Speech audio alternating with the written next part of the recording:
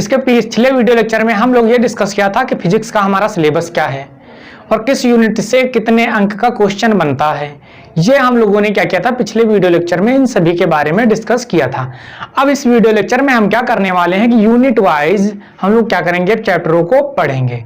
तो पहला जो हमारा यूनिट था, जो हमारा पहला यूनिट था वो क्या था, स्थिर स्थिर स्थिर क्या था पहला यूनिट, स्थिर विद्युतकी।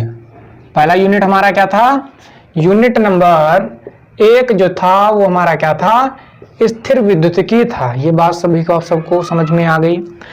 अब स्थिर विद्युतकी के अंतर्गत जो पहला चैप्टर है उसको हम लोग अध्ययन करेंगे। तो ये हम लोग पहले ये जान लेते हैं कि जो हमारा स्थिर विद्युतकी है वो वास्तव में क्या है। तो इसमें क्या होता है कि स्थिर विद्युतकी में स्थिर स्थिर वैद्युत आवेश तथा उसके प्रभावों का अध्ययन करते हैं।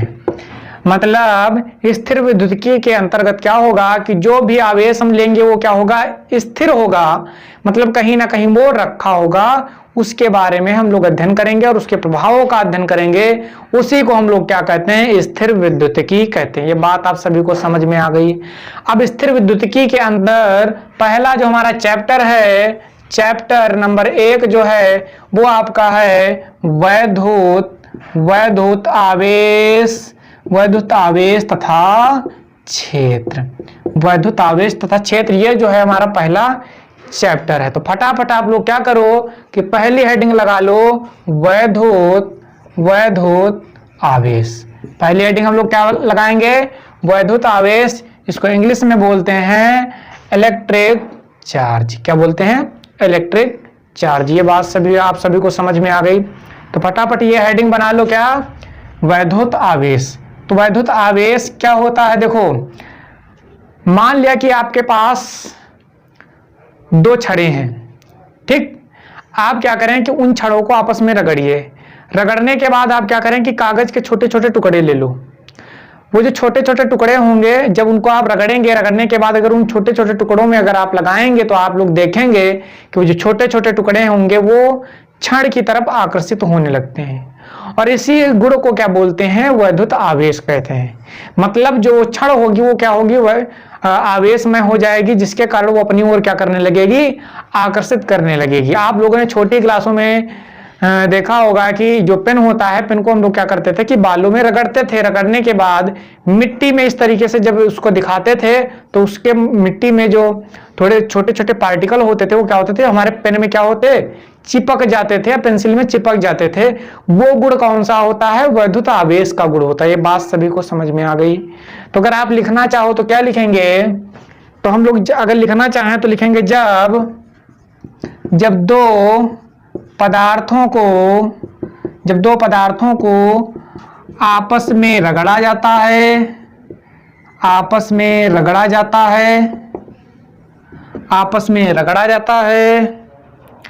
तो ये पदार्थ हल्की हल्की वस्तुओं को अपनी ओर आकर्षित करने लगते हैं। इस स्थिति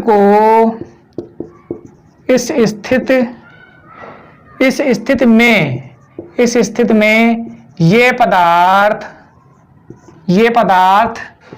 आवेशमय या वैद्युतमय कहलाते हैं। जैसे उदाहरण के लिए लिख लो। उदाहरण में क्या लिखोगे बताओ, जैसे आप लोग क्या करो कि कांच की छड़ ले लो और कांच की छड़ों को आपस में रगड़ो, और रगड़ने के बाद अब कागज के छोटे छोटे टुकड़े कर लेना। जैसे छोटे छोटे टुकड़ों के पास ले जाओगे रगड़ने के बाद, तो छोटे छोटे जो टुकड़े होंगे वो कांच की तरफ क्या होने लगेंगे, कांच की छड़ की तरफ आकर्षित होने लगेंगे। वो जो गुण होगा वो काहे का होगा, वैद्युत आवेश का गुण होगा। ये बात आप सभी को क्लियर हो गई? बोलो, किसी को कोई डाउट यहां तक? वैद्युत आवेश सभी को क्लियर समझ में आ गया? जो इलेक्ट्रिक चार्ज होता है वो क्या होता है, आप सभी को समझ में आ गया? चलो, तो उदाहरण में लिख लो, जैसे कांच की छड़ एवं कांच की छड़ एवं रेशम। ठीक, जैसे कांच की छड़ एवं रेशम। ये बात आप सभी को क्लियर हो गई? यहां तक नोट कर लिया आप लोगों ने? चलो अब आगे देखते हैं। अब हम लोग ये जान गए कि वैद्युत आवेश जो होता है वो क्या होता है। ये बात आप सभी को क्लियर हो गई? अच्छा, अगर दूसरी भाषा में इसको बोलना चाहें हम लोग, अगर हम लोग दूसरी भाषा में इसको बोलना चाहें, मतलब और इसको किस तरीके से बोलेंगे, तो नोट पॉइंट में लिख लो। नोट पॉइंट में लिख लो। नोट पॉइंट में क्या लिखोगे? नोट पॉइंट में लिख लो, किसी वस्तु पर इलेक्ट्रॉनों की कमी या अधिकता को वैद्युत आवेश कहते हैं। वैद्युत आवेश कहते हैं मतलब कोई भी अगर वस्तु है उस पर जितने इलेक्ट्रॉन अधिक हो या कम हो उसी को हम लोग क्या कहते हैं, वैद्युत आवेश कहते हैं। बात समझ में आ गई? अगली हेडिंग बना लो, वैद्युत आवेश के प्रकार। अगली हेडिंग क्या बनेगी? अगली हेडिंग बनाओ आप लोग, वैद्युत आवेश के प्रकार। वैद्युत आवेश के प्रकार, जिसको बोलते हैं types of electric charge. Types of electric charge. बात समझ में आ गई? चलो, ये आपकी हेडिंग बन गई। ठीक, अगली हेडिंग हमारी क्या है? वैद्युत आवेश के प्रकार। तो बताओ आवेश कितने प्रकार के होते हैं? किसी को मालूम हो तो बताओ, आवेश कितने प्रकार के होते हैं? तो आवेश जो आपके होते हैं भैया, आवेश आपके दो प्रकार के होते हैं। पहला जो आवेश होता है उसको बोलते हैं धनावेश, जिसको इंग्लिश में बोलते हैं पॉजिटिव चार्ज। इसको इंग्लिश में बोलते हैं क्या? Positive charge. दूसरा जो आपका होता है उसको बोलते हैं ऋणावेश। इसको इंग्लिश में बोलते हैं निगेटिव चार्ज। इंग्लिश में क्या बोलते हैं? Negative charge. तो आवेश आपके कितने प्रकार के होते हैं? दो प्रकार के होते हैं। पहला जो आपका होता है वो धनावेश होता है, ठीक। दूसरा जो होता है आपका क्या होता है? ऋणावेश होता है, जिसको बोलते हैं निगेटिव चार्ज। बात समझ में आ गई? यहां तक किसी को कोई डाउट हो तो बिल्कुल पूछो, बाकी हम लोग आगे बढ़ते हैं। ठीक, बाकी हम आगे बढ़ते हैं। अब बात यह करते हैं कि कैसे मालूम होगा कि कब धनावेश है, मतलब पॉजिटिव चार्ज है किसी वस्तु पर, कब निगेटिव चार्ज है। तो देखिए, अगर इलेक्ट्रॉन की क्या हो, कमी हो, अगर इलेक्ट्रॉन की क्या हो, कमी हो, इलेक्ट्रॉन की कमी होगी तो कैसा चार्ज होगा? पॉजिटिव चार्ज होगा। कैसा चार्ज होगा? पॉजिटिव चार्ज होगा। अगर इलेक्ट्रॉन की क्या हो? अधिकता हो। अगर इलेक्ट्रॉन की क्या हो? अधिकता हो, तो जो चार्ज होगा आपका वो क्या होगा? निगेटिव चार्ज होगा। ये बात आप सभी को क्लियर हो गई?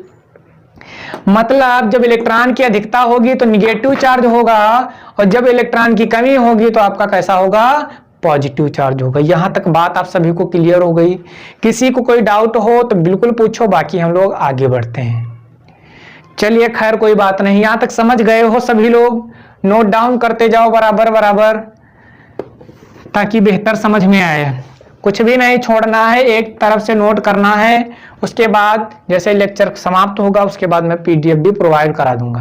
ये बात आप सभी को क्लियर हो गई यहां तक? चलो, तो हम लोगों ने यह पढ़ लिया कि आवेश के प्रकार। तो आवेश कितने प्रकार के होते हैं? 2 प्रकार के होते हैं। पहला आपका जो होता है वो धनावेश होता है जिसको बोलते हैं पॉजिटिव चार्ज।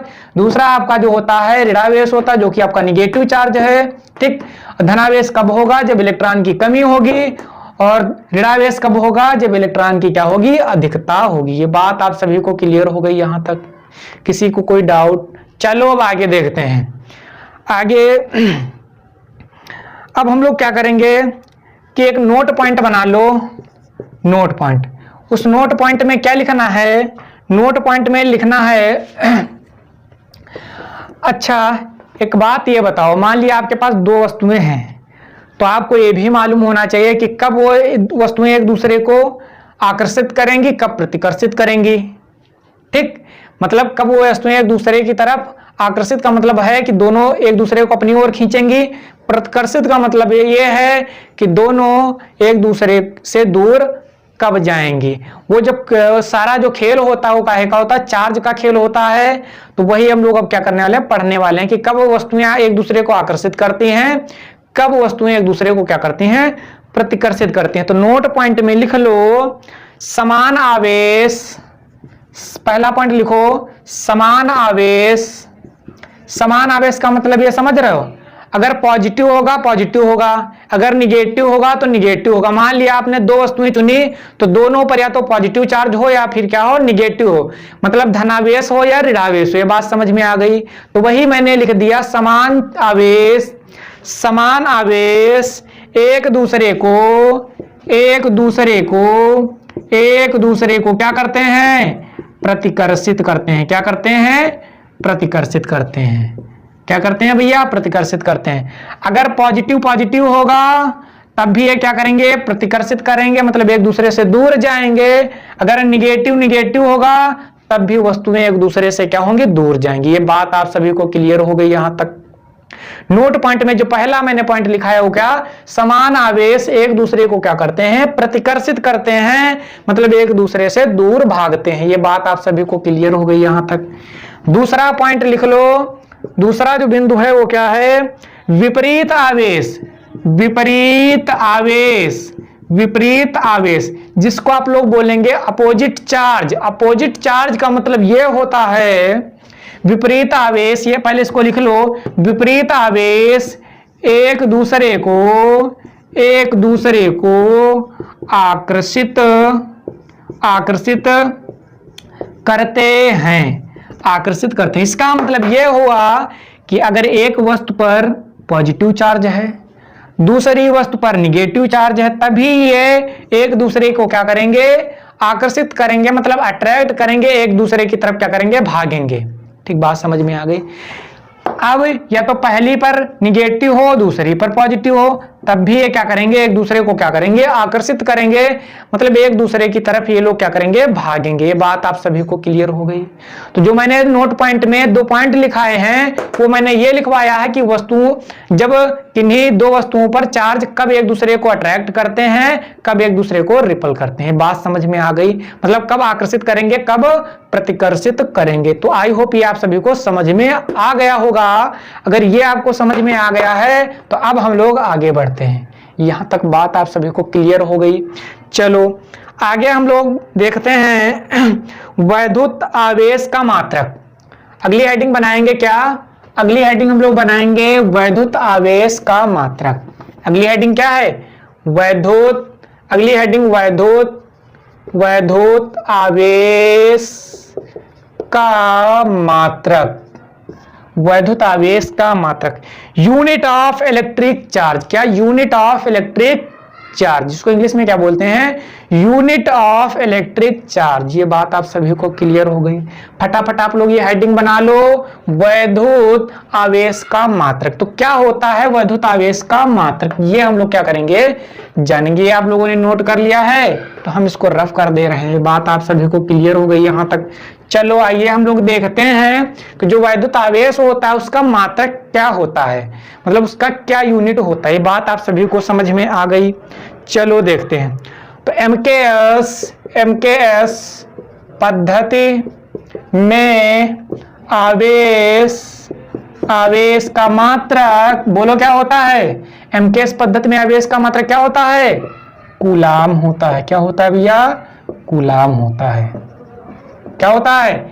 एमकेएस पद्धति में आवेश का मात्रक कूलाम है। ये बात आप सभी को क्लियर हो गई यहां तक। अब कहीं पर आप लोग लिखा देखोगे तो हमेशा जो चार्ज होगा वो कूलाम में ही आपको मिलेगा। जहां पर कूलाम लिखा हो किसी भी सवाल में तो आप लोग समझ जाना कि काहे की बात कर रहा है, आवेश की बात कर रहा है। यहां तक बात क्लियर हो गई आप सभी को। किसी को कोई डाउट है तो बिल्कुल पूछो, बाकी हम लोग आगे बढ़ते हैं। अच्छा, अगर बात करें इसकी विमा, इसको बोलते हैं डायमेंशन। तो अगर बात करें विमा क्या होती है, तो देखो जो इसकी विमा होती है वो अगर विमा इसकी निकालना चाहें तो देखो सूत्र होता है इसका क्या, I बराबर Q अपान टी होता है। I बराबर Q अपान टी होता है। I जो होता है वो क्या होता है? विद्युत धारा होती है। जो T आपका होता है वो आपका समय अंतराल होता है। जो Q होता है ये आपका क्या होता है? आवेश होता है। और तुम्हें काहे की विमा निकालनी है? आवेश की ही तो बात कर रहे हो, वैद्युत आवेश। तो वैद्युत आवेश की विमा निकालनी है तो पहले Q निकालो। तो Q बराबर बोलो क्या आएगा? क्रॉस मल्टीप्लाई होगा तो Q बराबर क्या आ जाएगा? IT आ जाएगा। ये सूत्र आएगा। अब इसी के हेल्प से, with the help of this, अब इसी की मदद से हम लोग क्या करेंगे कि इसकी विमा निकालेंगे। ठीक, तो अब Q की मुझे विमा निकालनी है तो I जो होता है वैद्युत धारा होता है। वैद्युत धारा की जो विमा होती है वो होती है A। क्या होती है? A। ठीक, और सुनो T जो होता है आपका क्या होता है? समय होता है। समय की जो विमा होती है आपकी क्या होती है? T। तो अगर इसकी विमा की बात करें तो क्या हो जाएगा? AT। क्या हो जाएगा? AT। तो अगर आपसे कोई सवाल करे कि वैद्युत आवेश की विमा क्या होती है तो वैद्युत आवेश की विमा क्या होती है? AT होती है। ये बात आप सभी को क्लियर हो गई यहां तक? किसी को कोई डाउट? चलो अब आगे देखते हैं। अब आगे क्या होगा सुनो, ये हुआ। तो इस तरीके से हम लोग क्या करेंगे कि इसकी विमा निकाल पाएंगे। और अगर आपसे कोई पूछेगा कि वैद्युत आवेश का मात्रक क्या होता तो क्या होता? कूलाम होता है। और सुनो कहीं कहीं पर भी ये भी लिखा होगा, जैसे Q है इसकी आपको मात्रक अगर आपसे पूछा जाए तो कहीं कहीं पर कूलाम नहीं लिखा होता। क्या लिखा होता है? I है। I का मतलब क्या है? I मतलब धारा का मात्रक क्या होता है? एम्पियर। क्या होता है? एम्पियर। क्या होता है? एम्पियर होता है। और T मतलब क्या? समय। T मतलब क्या? समय। तो कहीं कहीं पर तो T मतलब क्या, सॉरी, T मतलब जो होता है वो समय है। समय का मात्रक क्या होता है? सेकंड। क्या होता है? सेकंड। समय का मात्रक क्या होता है? सेकंड। तो कहीं कहीं पर जो आवेश का मात्रक होगा वो क्या होगा? एम्पियर सेकंड भी लिखा होगा। तो आप लोग उससे भयभीत बिल्कुल भी मत होना, क्योंकि वही आपका जो है वो क्या है? कूलाम है। कूलाम है इसका मतलब क्या है? वो आपका क्या है? आवेश है। कूलाम है इसका मतलब क्या है? आवेश है। ये बात आप सभी को क्लियर हो गई यहां तक? किसी को कोई डाउट हो तो बिल्कुल पूछो, बाकी हम लोग आगे बढ़ते हैं। ठीक, चलो कोई बात नहीं। अब इसके बाद अगली हेडिंग बना लो, मूल आवेश। मूल आवेश, मूल आवेश जिसको इंग्लिश में बोलते हैं फंडामेंटल चार्ज। क्या बोलते हैं? Fundamental charge. मूल आवेश हेडिंग बनाओ आप लोग। मूल आवेश जिसको इंग्लिश में बोला जाता है फंडामेंटल चार्ज। क्या बोलते हैं? Fundamental charge. ये बात आप सभी को क्लियर हो गई यहां तक? अगर किसी को कोई डाउट हो तो बिल्कुल पूछो, बाकी ये हेडिंग बनाओ आप लोग।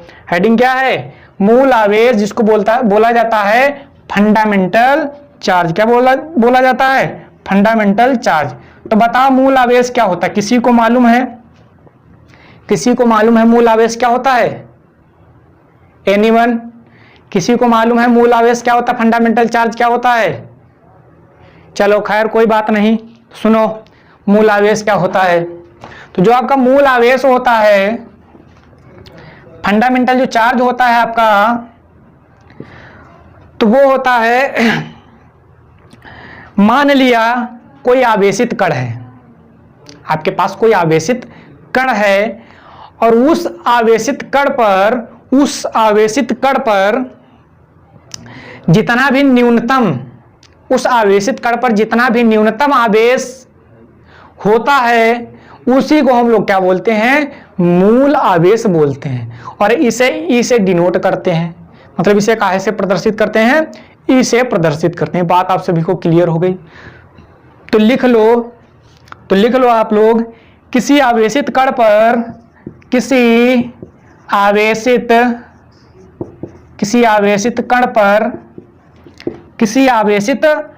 कण पर जितना जितना न्यूनतम आवेश रह जा सकता है उसे मूल आवेश कहते हैं। मूल आवेश कहते हैं, उसे ही क्या कहते हैं? Fundamental charge. और इसे